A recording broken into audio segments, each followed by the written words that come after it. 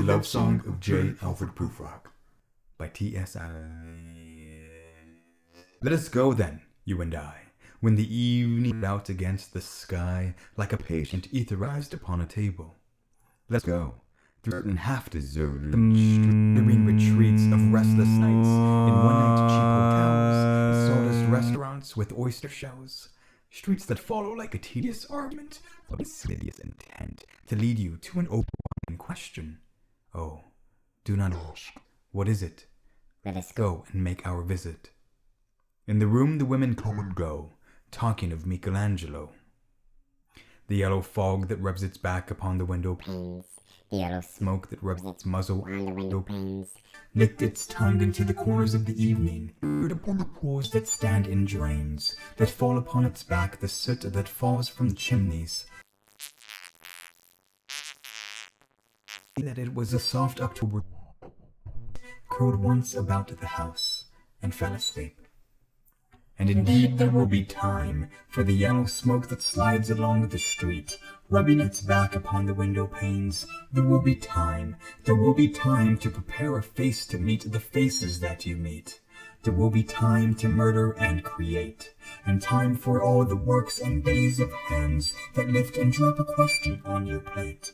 Time for you, and time for me, and time yet for 100 indecisions, and for 100 visions and revisions before the taking of a toast and tea. In the room the women come and go, talking of Michelangelo. And indeed there will be time to wonder, do I dare, and do I dare? Time to turn back and descend the stair, with the bald spot in the middle of my hair. They will say, how his hair is growing thin. My morning coat, my collar mounting firmly to the chin. My necktie rich and modest, but asserted by a simple pin. They will say, but how his arms and legs are thin. Do I dare disturb the universe? In a minute there is time for decisions and revisions which a minute will reverse.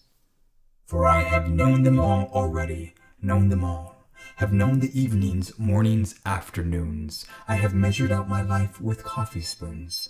I know the voices dying with a dying fall beneath the music from a farther room. So how should I presume? And I have known the eyes already, known the eyes that fix you in a formulated phrase, and when I am formulated, sprawling on a pin, when I am pinned and wriggling on the wall, then how should I begin to spit out all the butt ends of my days and ways? And how should I presume?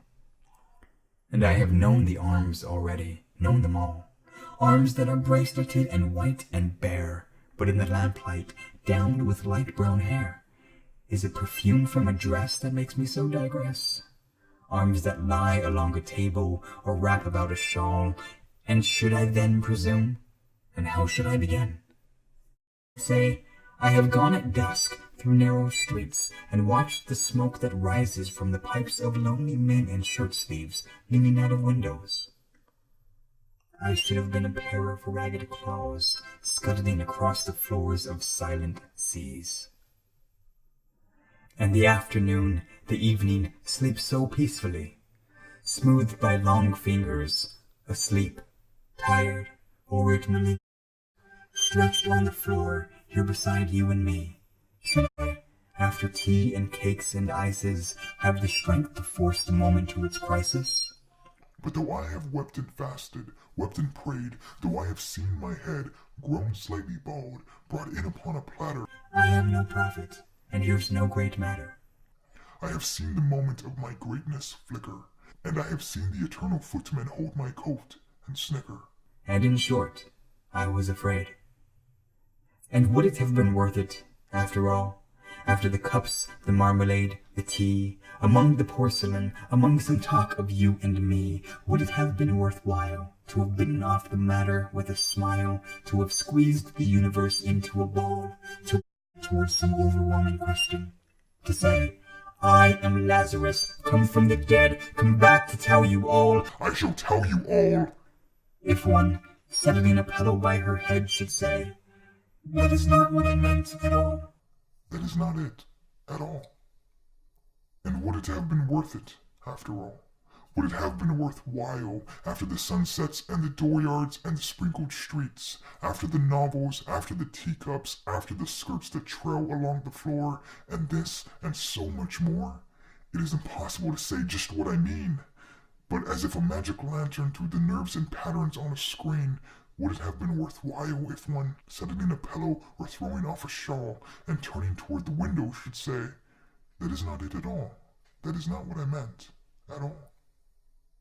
No, I am not Prince Hamlet, nor was meant to be. I am an attendant lord, one that will do to swell a progress, start a scene or two, advise the prince, no doubt an easy tool, differential, glad to be of use, politic, cautious, and meticulous, full of high sentence, but a bit obtuse, at times, indeed, almost ridiculous, almost, at times, the fool. I grow old. I grow old. I shall wear the bottoms of my trousers rolled. Shall I part my hair behind? Do I dare to eat a peach? I shall wear white flannel trousers and walk upon the beach. I have heard the mermaids singing, each to each. I do not think that they will sing to me. I have seen them riding seaward on the waves, combing the white hair of the waves blown back, when the wind blows the water white and black. We have lingered in the chambers of the sea, by seagulls wreathed with seaweed, red and brown, till human voices wake us, and we drown.